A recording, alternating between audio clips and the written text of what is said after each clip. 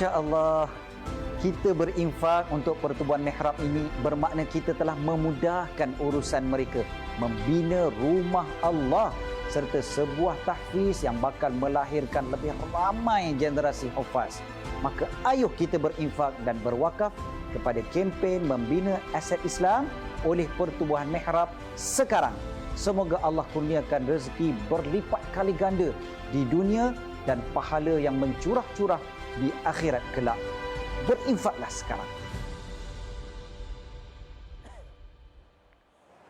Ini yang kita nak bicarakan pada pagi ini dengan tajuknya Hijrah Qiblah bersama dengan panel jemputan kita Duta Yayasan Mihrab. Kita ada Ustaz Iqbal Zain. Assalamualaikum Ustaz. Waalaikumsalam warahmatullahi wabarakatuh. Sihat Ustaz? Alhamdulillah, syukur. Alhamdulillah Ustaz. Jadi Ustaz, pagi ini Ustaz bawakan tajuknya Hijrah Qiblah. Jadi mungkin Ustaz boleh terangkan kepada penonton Setia TV Hijrah, sahabat-sahabat syurga saya tentang tajuk. Kenapa dibawa tajuk ini Ustaz? Baik, terima kasih banyak Hanan. Assalamualaikum warahmatullahi wabarakatuh. Nahmaduhu wa nusalli wa nusallim ala rasulihil karim, amma ba'd.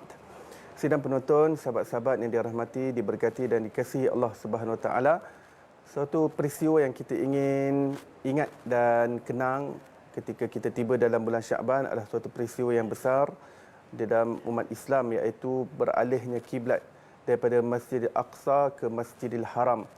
Ketika Rasulullah SAW mula-mula mendapat perintah solat daripada Isra' dan Mi'raj, dan Rasulullah SAW telah turun bersama dengan Jibril ke bumi ini dan berjumpa dengan sahabat dan Jibril AS mengajarkan bagaimana cara rakaat solat dan bagaimana bacaan solat, dan Nabi SAW telah mengajarkan pula kepada para sahabat, dan kiblat mereka pada ketika itu adalah menghadap ke Masjidil Aqsa. Dan Masjid Aqsa kita tahu adalah tempat orang-orang Bani Israel. Jadi mereka semua mengejek-ngejek orang Islam bahawa solat mereka itu menghadap kepada kiblat mereka, seolah orang Islam ini tidak ada kiblat yang lain. Tetapi Nabi SAW juga ingin menggunakan peluang tersebut untuk mengambil hati orang Bani Israel, orang Yahudi untuk tertarik kepada Islam, melihat bagaimana Nabi SAW toleransi terhadap tempat perarahan kiblat tersebut. Tetapi setelah 16 bulan menghadap ke Masjid Aqsa, melihat tidak ada perubahan yang besar kepada Bani Israel, Rasulullah SAW berdoa kepada Allah, berhasrat agar Allah Ta'ala tukarkan kiblat daripada Masjidil Aqsa ke Masjidil Haram, dan Allah Subhanahu Wa Ta'ala memperkenankannya. Dan apabila kita sebut kiblat, apa itu kiblat? Kiblat adalah makhluk Allah yang menjadi syiar untuk dijadikan penghadapan diri kita, penghadapan fizikal kita ketika kita beribadah kepada Allah SWT. Kerana Allah kita tak dapat lihat, zat yang kita tak dapat lihat dengan mata kasar kita, tapi Allah Ta'ala adakan daripada sekalian makhluk untuk kita menghadap kepadanya sebagai suatu isyarat dan indikator bahawa kita sedang menghadap kepada Allah Subhanahu Wa Ta'ala. Masya Allah. Jadi Ustaz, mungkin Ustaz boleh kongsikan juga dengan penonton Setia TV Hijrah tentang hikmah peristiwa Hijrah Qiblah ni. Apa yang kita sebagai seorang Muslim, sebagai hamba Allah, kita boleh ambil daripada kisah ini? Pertama sekali adalah suatu yang menonjolkan keutamaan dan keistimewaan Rasulullah SAW dan ketinggian darjat baginda di sisi Allah Subhanahu Taala. Yakni Allah Taala memperkenankan apa yang menjadi keredaan hati Rasulullah SAW, apa yang menjadi kegembiraan jiwa Rasulullah SAW. Allah Subhanahu Taala berfirman dalam Al-Quran, "Falanuwalliyannaka qiblatan tardaha." Sekarang alihkanlah penghadapan kiblatmu daripada Masjid Aqsa, fawallu wajhaka syatral Masjidil Haram, hadap ke Masjidil Haram, dan itulah penghadapan arah yang engkau reda wahai kekasihku Muhammad. Maksudnya Allah Taala meletakkan reda Rasulullah SAW itu pada kehendak Allah Subhanahu Wa Taala. Maka siapa yang inginkan reda Allah, dia hendaklah dapatkan reda Rasulullah SAW. Dan ini menunjukkan keutamaan baginda Nabi Muhammad SAW. Yang kedua adalah untuk menunjukkan bahawa umat Nabi SAW dan juga umat Islam sentiasa patuh kepada kebenaran yang diperintahkan oleh Allah Subhanahu Wa Taala. Kita berpaling daripada apa yang telah diambil sikap oleh iblis, yang mana ketika dia diperintahkan untuk berkiblatkan kepada Nabi Adam, untuk sujud kepada Nabi Adam sebagai kiblat, tetapi dia sombong, dia angkuh.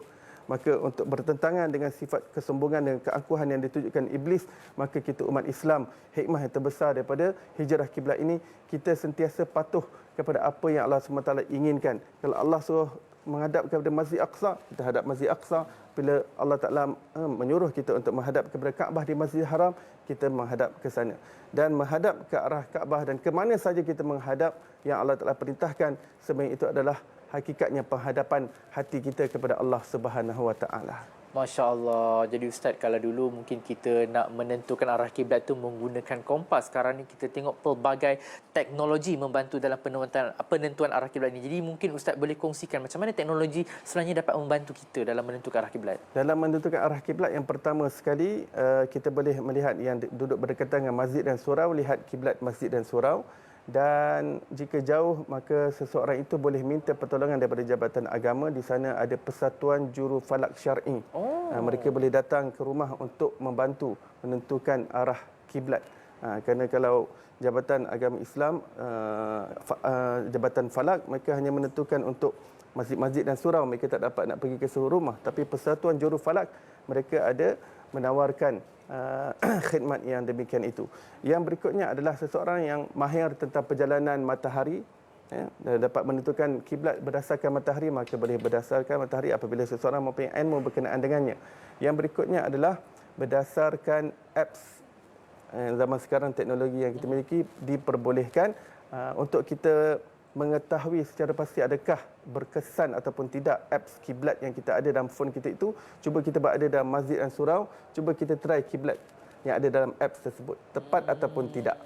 Jadi di situ kita akan dapat tahu keberkesanan kiblat yang ditunjukkan arah dalam apps tersebut.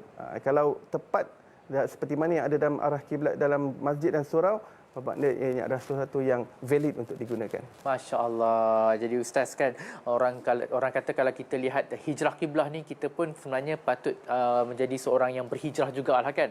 Menjadi berhijrah kepada seorang yang lebih baik berpandukan cerita hijrah kiblah tu. Jadi Ustaz, mungkin Ustaz boleh kongsikan kepada penonton Setia TV Hijrah yang mereka yang nak berhijrah kepada lebih baik, mungkin boleh infak, bersedekah, berwakaf dalam kempen membangun aset-aset Islam oleh Yayasan Mihrab. Dipersilakan Ustaz. Baik, kita berada dalam bulan Syaban yang mana ianya adalah peristiwa berlakunya perubahan hijrah kiblah dan bagaimana kita dapat hijrah menjadi lebih baik. Kita dah nak masuk dalam bulan Ramadan.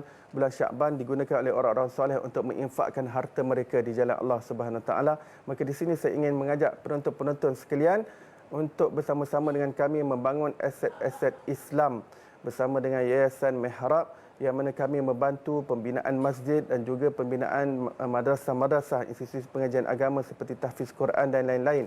Dan pada ketika ini dalam radar bantuan kami adalah kami membantu untuk membina, menyiapkan pembinaan Masjid Al-Falah Sungai Ramal Dalam di Kajang yang tergendala pada ketika ini. Sudah mula pembinaannya sejak 2016, tetapi apabila pandemik COVID-19 melanda, maka pembinaannya tergendala dan kami sangat-sangat mengharapkan bantuan dana daripada tuan-tuan untuk membantu kami menyiapkan pembinaan rumah Allah Subhanahu Wa Taala ini.